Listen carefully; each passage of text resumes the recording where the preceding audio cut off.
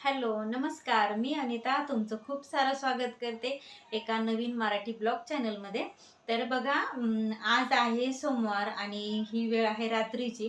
आणि ऑफकोर्स मी रात्री आज गुळाच्या कापण्या बनवणार आहे. तर कारण दिवसभर जॉबला जाते आणि जॉबवरून आल्यानंतर मला संध्याकाळी स्वयंपाक, आता माझा डेलीचा स्वयंपाक पण झालेला आहे. म्हणजे मी संध्याकाळी कामावरून आल्यानंतर रोजचा स्वयंपाक पण केला आणि स्वयंपाकानंतर म्हटलं आता मुलांसाठी गुळाच्या कापण्या करूयात. तर त्यासाठी इथे मी अर्धा किलो हे गुळाचं पाकिट घेतलेलं आहे. म्हणजे गुळ घेतलेला अर्धा किलो. तर आणि अर्धा किलो गुळामध्ये तर ग्लास असेल तर ग्लासभर पाणी वापरणार आहे मी त्याला. तर चला रेसिपीला सुरुवात करूया. त्यासाठी ना मी इथे चांगला असा गुळ आहे ना तो फोडून घेणार आहे. तर परत घेते आणि याच्यामध्ये तो गुळ ठेवते.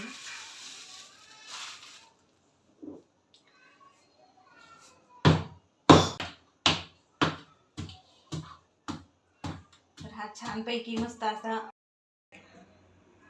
तर इथं मी आता अर्धा किलो गुळ एकदम थोडासा फोडून घेतलाय. तर आपल्याला असा सगळा एकदा फोडून घेतला की पटकन वितळतो म्हणून फोडून घेतलाय. किंवा आपण तसंच पाण्यामध्ये त्याचं पाणी बनवून घेतलं ना उकळून तरीसुद्धा चालतं. तर त्यासाठी इथं मी पातेलं ठेवलं आहे आणि त्यामध्ये ना एक ग्लास पाणी ना मी त्यामध्ये असं मोजून टाकणार आहे.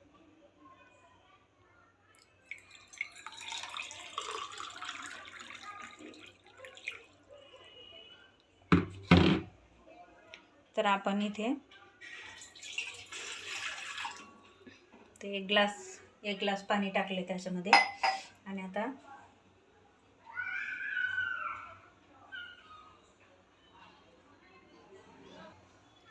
आता गॅस पण चालू केलाय आणि इथे एक ग्लासभर एक पाण्यामध्ये आता आपण पूर्ण गुळ ह्याच्यामध्ये टाकून घेऊयात.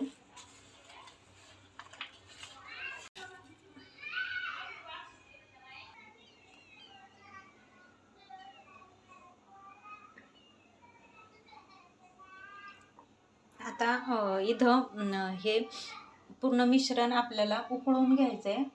तर इथे मी ना त्याला चमच्याने थोडंसं हलवून घेते.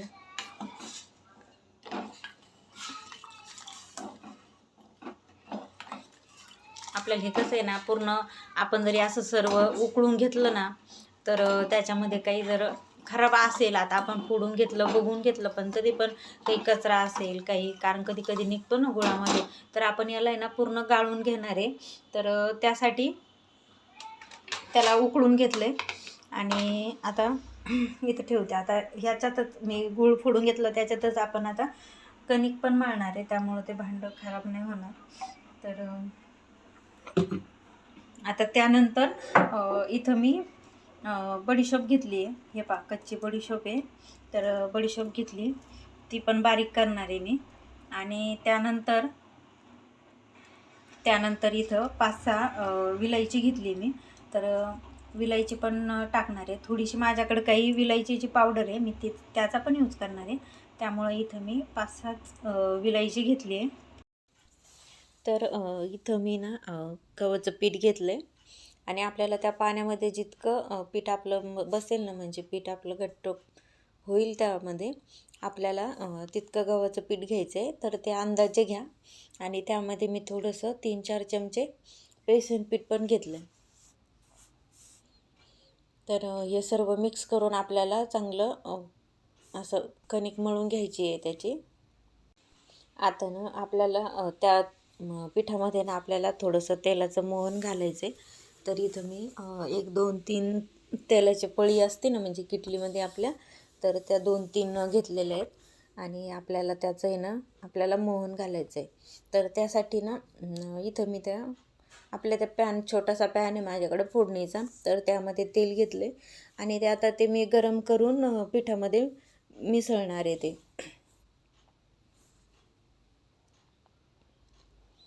तर असं थोडंसं चांगलं कडकच करायचं, म्हणजे की आपलं आहे ना ते तेलामध्ये टाकलं ना ते पीठ, तर त्याने आपल्या कापण्या एकदम खुसखुशीत होतात. तर बघा तेल गरम होते तोपर्यंत ना इथं मी तुम्हाला हे दाखवते की मी थोडीशी ना तीळ घेतले. परत मी जे तुम्हाला बडीशोप आणि विलायची दाखवली होती ना, तर त्याची पण मी पावडर करून घेतली.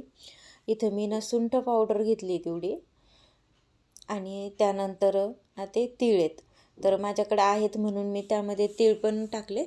तुमच्याकडे जर असेल तर तुम्ही त्यामध्ये टाका, किंवा नाही टाकले तरी पण चालतात, पण छान लागतात असे जर टाकले ना त्यामध्ये तीळ, तर छान लागतात. आणि ते सर्व आपण आता मिक्स करून घेतले, तर ते पण तेलामध्ये टाकायचं आहे. तर ह्या स्टेजमध्ये तुम्ही काय करा, थोडंसं मीठ टाका. तर आता माझ्याकडून टाकायचं राहिले तर मी ते पुढं टाकणार आहे. पण ना तुम्ही ना इथंच थोडंसं, म्हणजे आपण काय करतो, कुठलाही गोडाचा तर पदार्थ करत असो ना, तर त्यामध्ये थोडंसं मीठ टाकायचं. आणि हे बघा तेल थोडंसं गरम आहे, तर माझ्या हाताला जसं सहन होते ना तसं मी मिक्स करते. तर इथं तुम्ही उलटणं किंवा चमचा असं तुम्ही काहीतरी यूज करू शकता, किंवा जर तुम्हाला अशी सवय असेल तर मग तुम्ही असं पण डिरेक्टली त्यामध्ये थोडंसं थंड झाल्यानंतर हात घालू शकता. इथे ना मी असंच लगेच डिरेक्टली हात घालून ते पीठ मळून, म्हणजे मिक्स करून घेतले. आणि आता त्यामध्ये आपल्याला आपलं जे गुळवणी बनवलं आहे आपण, जे गुळाचं, तर ते थोडं थोडं ओतून आपल्याला ते घट्टसर असा त्याचा गोळा बनवून घ्यायचा आहे. तर बघा आता ते मी तुम्हाला दाखवते आहे. तर ते गुळवणी आपण थंड झालं आहे आणि आता आपण ते त्यामध्ये टाकतो आहे. तर काय करायचं, ते थोडं थोडं हे करायचं आणि घट्टसर गोळा करण्याचा प्रयत्न करायचा त्याचा. आणि जर आपल्याला ह्या स्टेजला असं वाटलं की थोडंसं पीठ कमी पडतं आहे, तर मग परत थोडंसं त्यामध्ये पीठ ॲड करून घ्यायचं, आणि थोडं थोडं ते बॅटर त्याच्यात ओतत राहायचं, आणि असं पद्धतीनं आहे ना त्याचा गोळा तयार करून घ्यायचा. तर बघा आता आपल्याला मी जिथं मीठ घालायला विसरले होते ना, तर यामध्ये ना मी थोडंसं मीठ घालायचं, म्हणजे घालणार आहे त्याच्यामध्ये थोडंसं. तर आता घरात एकटीच होते, मुलं बाहेर गेलेली होती, त्यामुळं सर्व एकाच हाताने मी ती बरणी घेतली. आणि मला एवढी भीती वाटत होती ना, तर ती काचेची बरणी ना पडून माझ्या हातातून फुटू नये म्हणून. कारण ना माझ्या हातामध्ये ना जास्त काचेच्या वस्तू टिकतच नाही. तर त्यामुळं मी फक्त 2च अशा बरण्या ठेवलेल्या आहेत. एक मिठाला आणि एक तिखट ठेवलेलं आहे त्यामध्ये मसाला. तर बघा काय होतं ना, की आपण काचेच्या बरणीतच मीठ ठेवलं पाहिजे असं. म्हणजे मी असं बरंचसं माझ्या वाचनातून मी असं ऐकलेलं, म्हणजे वाचलेलं पण आहे आणि ऐकलेलं पण आहे, असंच व्हिडिओ थ्रू. तर त्यामुळं मी काचेच्या बरणीमध्ये मीठ ठेवते. आणि हे बघा आता आपण त्यात गूळ घातला आहे, आणि त्यात ते गव्हाचं पीठ आणि थोडंसं बेसन पीठ असल्यामुळे आहे ना, ते पीठ थोडंसं मळायला थोडंसं तकलीफ देतं, कारण ना ते थोडंसं चिकट होतं. हेच मी तुम्हाला व्हिडिओमध्ये सांगते आहे. पण आहे ना काय होतं, मी व्हॉइसओव्हर यामुळं करते आहे व्हिडिओला, की खूप बाहेरचा आवाज येत होता आणि तो कानाला ऐकायला चांगला नव्हता वाटत. म्हणजे खूप आमच्या गल्लीमध्ये ना खूप मुलं दंगा करतात आणि खूप म्हणजे खेळतात, त्यामुळं खूप आरडाओरडा असतो मुलांचा. त्यामुळे मी इथं व्हॉइसओव्हर करते व्हिडिओला. तर आपलं असा घट्टसर गोळा बनवून घ्यायचा आहे. तर ह्या इथे ना तुम्ही एक गोष्ट लक्षात ठेवा, की थोडंसं सैलसर करायचं. कारण ना माझ्या हे लवकर लक्षातच नाही आलं, कारण मी काय केलं, तसंच घट्टसर गोळा तसंच ठेवला आणि पीठ म्हणजे असं साईडला भिजायला ठेवलं, पण ते थोडंसं कडकच झालं. त्यामुळं म्हणते की तुम्ही ना ह्या स्टेजला इथं थोडासा आणखी कोमट पाणी किंवा हे करून त्याचं थोडंसं हे करू शकता. कोमट पाणी त्याला हात लावून हे कर, म्हणजे थोडंसं कोमट पाणी टाकून ते पीठ चांगलं मिक्स करून घ्यायचे. तर मी तुम्हाला इथं हेच सजेस्ट करत होते. आणि असं सर्व हाताने सर्व साईडचं पण काढून आपल्याला असं मस्त छानसं पीठ मळून घ्यायचं आहे त्याचं. तर इथं बघू शकता असं मऊ आपल्याला पिठाचं म्हणजे आपल्याला एकदम मऊ असं पीठ ते मळून घ्यायचं आहे. आणि ह्याच्यामध्ये ना थोडीशी मेहनत तर आपल्याला घ्यावंच लागते बघा. आपण असं कुठलाही एखादा पदार्थ करतो ना तर त्याच्यामध्ये मेहनत ही असतेच. तर माझ्याकडनं जे पीठ साईडला जे सांडलं होतं ना तर ते मी उचलून टाकते आहे. आणि असं आपल्याला एखाद्या भांड्यामध्ये ना ते पीठ घ्यायचं आहे आणि ते ना आपल्याला व्यवस्थित झाकून ठेवायचं. तर तुम्ही फडक्याने किंवा ताटाने किंवा कशाने ते पीठ आहे ना असं व्यवस्थितशीर एका साईडला झाकून ठेवायचं. कमीत कमी आपण 15 मिनटं अर्धा तास असं जर पीठ भिजलं ना तर खूप छान त्यात गोडवा असा मुरला जातो. आणि त्यामुळे ना ते पीठ लगेच हे करून घ्यायचे. तर त्यानंतर ना इथं मी लगेच हे कापण्या करायला लागली होती. तर इथं मी खसखस घेतली आहे तर हे लावण्यासाठी. आणि आता इथे हे आपलं पीठ आता हे चांगलं भिजलेलं आहे. तर तुम्ही बघू शकता आता हे थोडंसं कडक झालं पण आपल्याला असं थोडंसं चपातीपेक्षा थोडासा मोठा असा गोळा घ्यायचा आहे. आणि ते पीठ आहे ना आपल्याला असं थोडंसं एकदम मळून घ्यायचं म्हणजे कसं ना मऊ करून घ्यायचं. आणि थोडंसं आपल्याला आणि ह्या कापण्या करताना आपल्याला इथं पिठाला अजिबात म्हणजे कोरडं पीठ लावायचं नाही किंवा काही नाही. तर तुम्ही इथं तेल वापरू शकता पण तशी आवश्यकता पडत नाही. तर तुम्ही बघू शकता इथं पीठ न लावता आणि तेल पण न लावता तर ते पीठ अगदी मस्त असं छानसर म्हणजे हे होतं आणि चिटकत पण नाही आहे. तर मी तिथं वाटीत थोडीशी खसखस पण घेतली आणि हे पण. तर काय होतं आहे तर तो ना माझा पोळपाट असा सटकतो आहे खाली. तर मी ना थोडंसं जाड कपडा टाकायचा ना तर मी हे नाही घेतलं कारण ना ते पीठ असं पोळपाटाला चिटकतं. तर त्यामुळं म्हटलं आता थोडंसं ना असं हेच करून लाटते त्याला. तर मी एकदम असं आल्हाद थोडंसं लाटते आणि ते पीठ थोडंसं माझ्याकडनं ना थोडंसं घट्ट झालं पण तसंच ना मी तसंच ते लाटून घेतलं. तर तुम्ही बघू शकता. त्यानंतर मी इथं थोडीशी त्याला खसखस पण लावून घेते. म्हणजे आपण ह्या स्टेजला त्याला खसखस लावायची आहे. आणि तर तुम्ही बघा इथं मी खसखस लावून नंतर लाटून हे करून घेतलं ते. तर आपल्याला इथं मी तुम्हाला असं दाखवते कॅमेऱ्यामध्ये की आपल्याला असं या जाडीचं असं करायचं म्हणजे खूप जास्त जाड पण नाही आणि खूप पातळ पण नाही. म्हणजे आपल्या नॉर्मल आपण जी चपाती बनवतो ना तर चपातीपेक्षा थोडंसं जाडसर आपल्याला बनवून घ्यायचं आहे. आणि त्यानंतर ना जर तुमच्याकडे आपल्याकडे बघा पिझ्झा कटर असतं तर ते असेल तर तुम्ही त्याने पण कट करू शकता. किंवा तुमच्याकडे असे घरात सुरी असेल अजून म्हणजे तुम्ही आपण ज्याने करंजा हे करतो ते पण असेल तर ते सुद्धा तुम्ही इथं घेऊ शकता. आणि त्याने असे आपल्याला म्हणजे आपल्याला कापणीच्याच आकारामध्ये त्याला कट करून घ्यायचं आहे. अगदी आपल्याला याप्रमाणे म्हणजे जसे आपण शंकरपाळे बनवतो त्याप्रमाणेच आपल्याला ते कट करून घ्यायचं. आणि त्यानंतर ना असं तुम्ही कपड्यावरती ते टाकून कपडा घेऊ शकता किंवा तुम्ही एखाद्या परातीत मोठ्या भांड्यातसुद्धा तुम्ही ते घ्यायचं आणि ते पूर्ण सगळं असं काढून घ्यायचं आहे.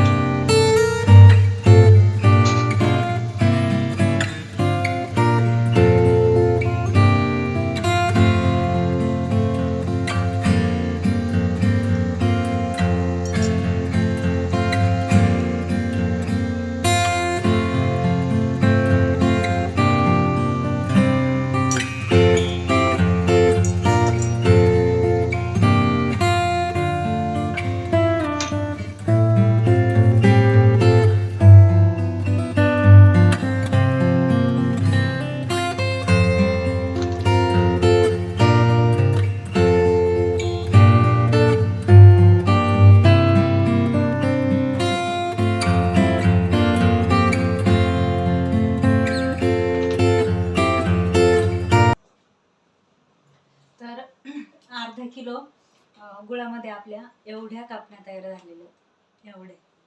आणि आता पुष्कळ टाईमही झालाय, तर अशा मस्त तुम्हीही बनवा, खूप छान लागतात ते आणि एकदम खुसखुशीत झालं.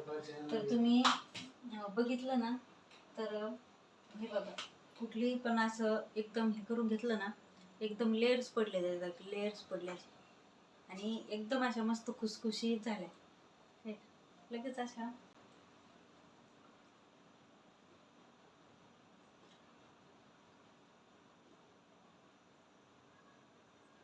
अगदी छान झाला. लहानपण जशी आई बनवायची आणि खाऊ घालायची ना, अगदी तसाच फील येतोय आणि एकदम छान झालं, कुरकुरीत झालं. विशेष म्हणजे कितीही खा, कंटाळा येणार नाही.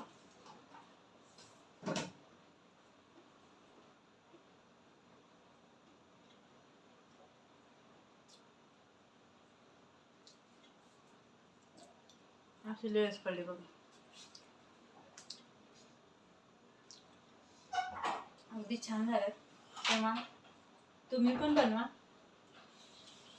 खूप छान होतात आणि भरपूर झालेत. म्हणजे अर्धा किलोच गूळ वापरून इतक्या झाल्यात, तेव्हा खूपच छान. तर मंडळी, आता खूप रात्रीचे 10 ते 10:30चा टाईम झालाय आणि माझा ड्युटीवरनं आल्यानंतर स्वयंपाक नंतर ह्या गुळाच्या कापण्या, त्यामुळे इतका टाईम झालेला आहे. तर अजून तुम्हाला मी इथं दाखवते बघा. तर अजून माझ्या इथे खूप भांड्यांचा पसाराही पडलाय, भांडे घासायचे. त्यानंतर कारण रात्रीची कामं ना, भांडे ते रात्रीच करून झोपलं तर सकाळी आपल्याला आवरायला टाईम होत नाही, तर मग सकाळी पण खूप टाईम होतो आणि मला आवडतही नाही आपण संध्याकाळी तशी भांडी सोडलेली. तर तेव्हा आता हे सर्व आवरते आणि मग भेटते तुम्हाला.